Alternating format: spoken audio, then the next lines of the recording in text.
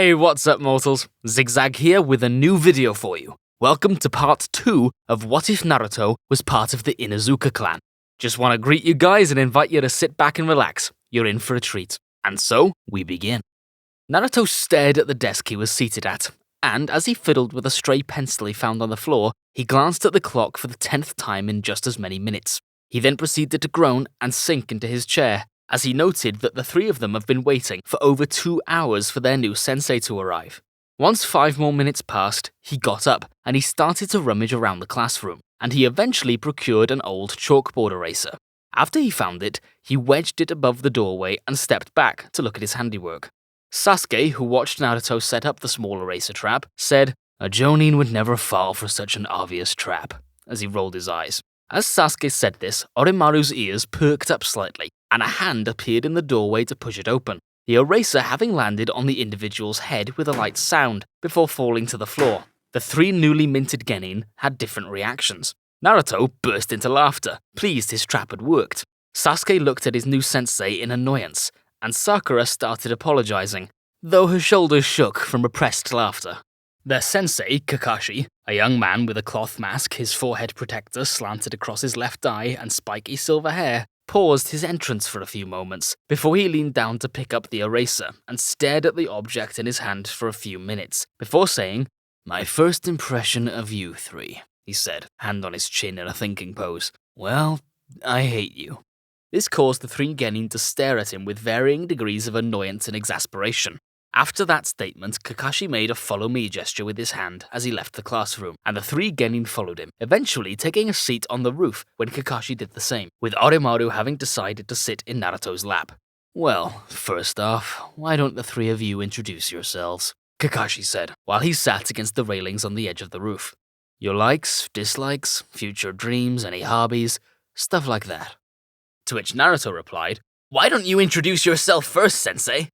"Me? Well, my name is Kakashi Hatake. I don't want to tell the three of you my likes and dislikes. I don't really have a future dream, and I have many hobbies." "All we got from him was his name," Naruto muttered to himself, clearly annoyed. Next to him, Sasuke and Sakura seemed to share the sentiment, as both of them had annoyed expressions on their faces. "Now, next up are the three of you. Why don't we start with you?" Kakashi said, pointing at Naruto, to which Naruto smiled and said, "My name is Naruto Uzumaki. I like ramen, especially the ramen from Ichiraku Ramen, and Ninken, especially Orochimaru."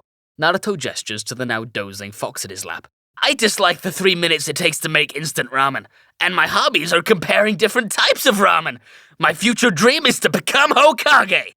After Naruto finished, Kakashi gestured to Sakura. "I'm Sakura Haruno. What I like, or who I like is..." She trailed off, having glanced at Sasuke. "My hobby," another glance, "and my future dream is..." A third glance at Sasuke, this time accompanied by a high-pitched "Kya" noise. "What about your dislikes?" Kakashi said, and Sakura immediately replied, "Naruto," which caused Naruto's petting of Orochimaru to falter, as he stared at her in dismay. After a few moments, Kakashi gestured to Sasuke, who said, "My name's Sasuke Uchiha. I have many dislikes. Nothing I like in particular." After he said this, his eyes narrowed slightly as he continued. "I don't have a dream, but an ambition. I will revive my clan. And my goal is to kill a certain man." Once he finished, the rooftop was quiet for several seconds. "I knew it," Kakashi thought to himself. Eventually, the silence was broken by Kakashi, who said, "Well, the three of you are quite distinctive, I would say. Now, tomorrow we have a mission. A survival exercise, specifically."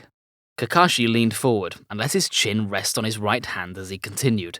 "Of the 27 graduates who passed the genin exams of the academy, only 9 of them will stay as genin. The remaining 18 will be sent back to the academy. This test is meant to weed out who will be sent back and who will stay as active genin." As he finished, Naruto and Sakura looked at him in disbelief, while Sasuke looked at him with a slight scowl on his face. At this, Kakashi got up from the railing and proceeded to state, "Due to this, I'll be determining whether you pass or fail. Bring all your ninja tools and gear. We meet up at Training Ground 3 at 5 a.m. As Kakashi turned away, he gave the three of them one last piece of advice. "Oh, and I'd suggest skipping breakfast. unless you want to puke. Just quickly interrupting today's video to let you all know that our merch store has received an update. Finally, at last, we have released our 70k merch. If you're interested in picking up some high-quality merch, the link will be in the top line of the description. I recommend hurrying though. Some of the items are limited and will only be available for a limited time. These items are also signed by James Seifer. Link in the description below. And thank you all for 70,000 subscribers. Now, let's get back to the video. The next day, Naruto, Sasuke, and Sakura arrived at Training Ground 3 on time, specifically to a glade in the center, which had 3 wooden posts nailed into the ground side by side, which was surrounded by a forest on 3 sides with a river on the 4th and final side. Of the 3 of them, only Sasuke was wide awake, with both Sakura and Naruto showing visible exhaustion. After an hour of waiting and being nipped by Oromaru to stay awake, Naruto started to dig through his pack before pulling out 4 boxes. He then gestured for Sasuke and Sakura to come closer and offered one to each of them. "They're bento boxes for breakfast," Naruto explained. "My mom had me bring them.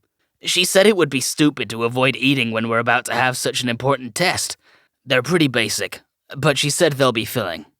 He waited until his teammates-to-be took them, reluctantly in Sasuke's case, and set a smaller box down on the ground for Oromaru, who started to dig in with vigor. The 3 of them started to eat, and they finished their food quickly and set the containers aside as they waited for Kakashi to arrive. Eventually, around 11 AM, he arrived.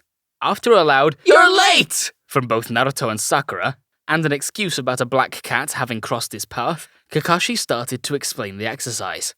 As he started to talk, he pulled out both a portable clock and a set of 2 small bells, each tied to a short red string. "The clock is set for 12 PM, he stated, and held up the bells. "Your goal is to retrieve the bells from me before noon."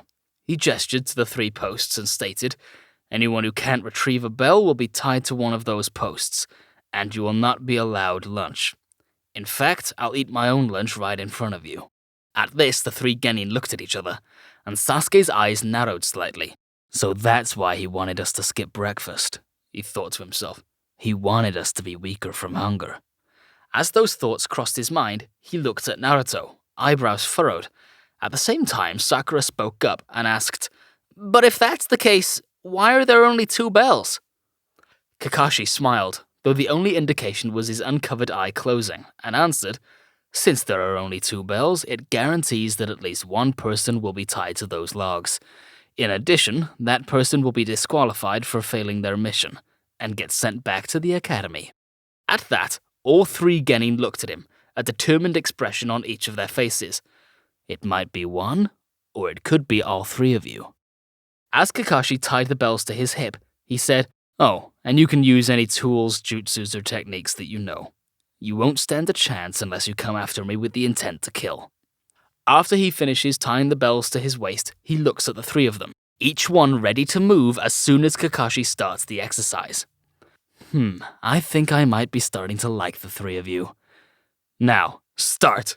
As he said this, all 3 of them leapt away, Naruto with Oromaru in his arms, to take cover in the forest.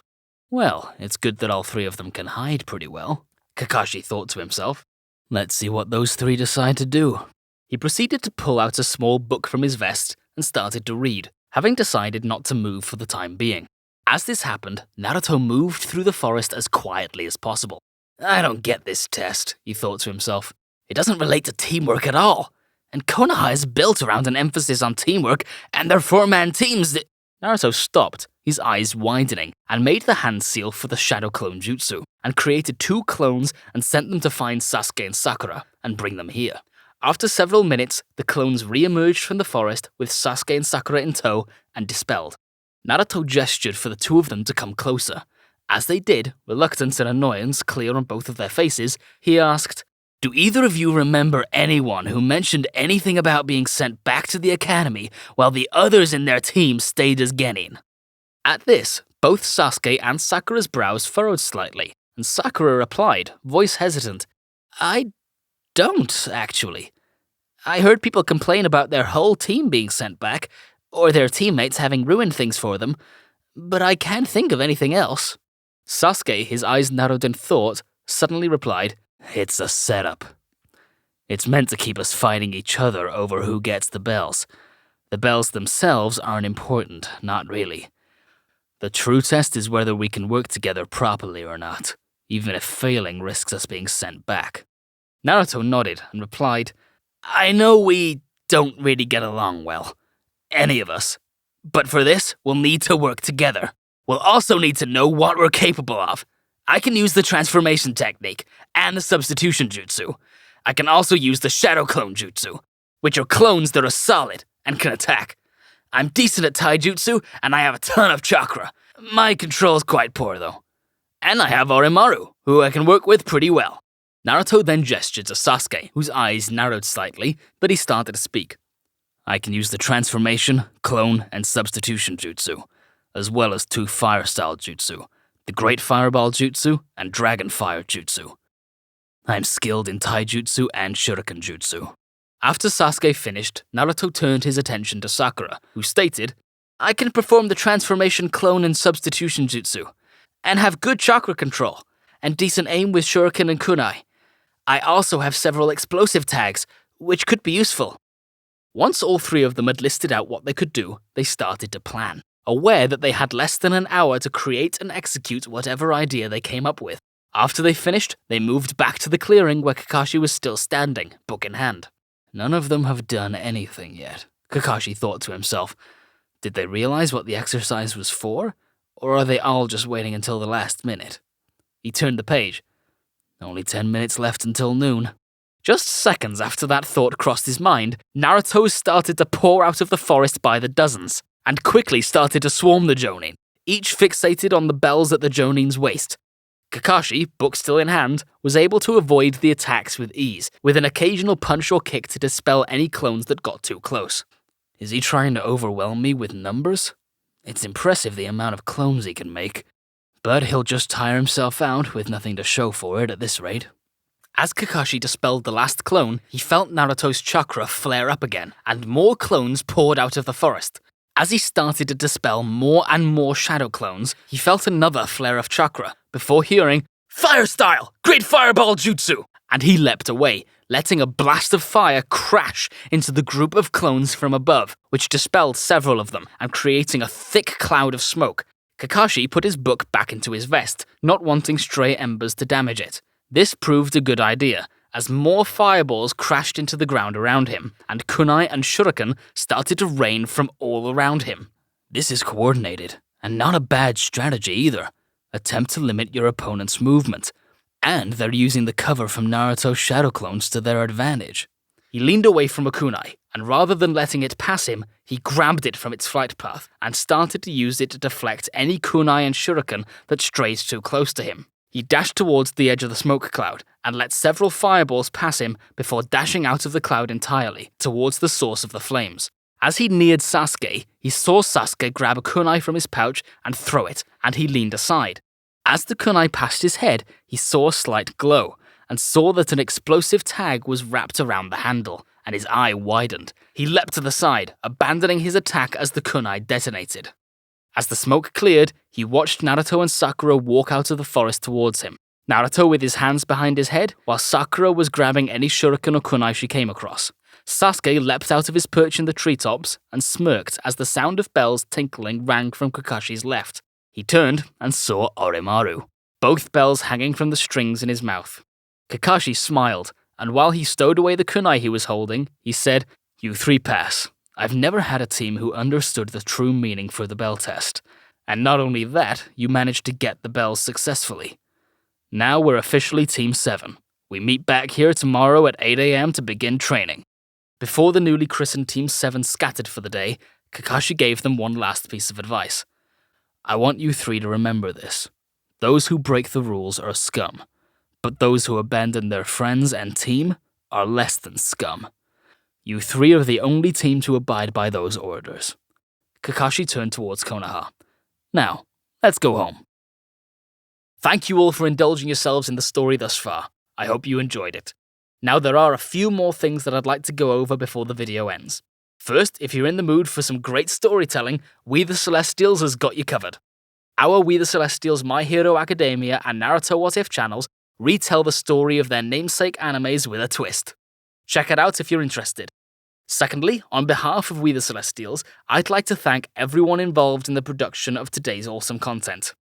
Their details can be found in the description below. Lastly, if you're interested in what we do here at We the Celestials, then I'd like to extend to you an invitation to join the team. The only caveat being that we only accept members from 16 years and up to join the crew. You can sign up for whichever category fulfills your interests by joining the recruitment Discord using the link in the description below. We're always looking for members to join us. Well, that's it from us for today's video, so thank you all for watching and have a great day.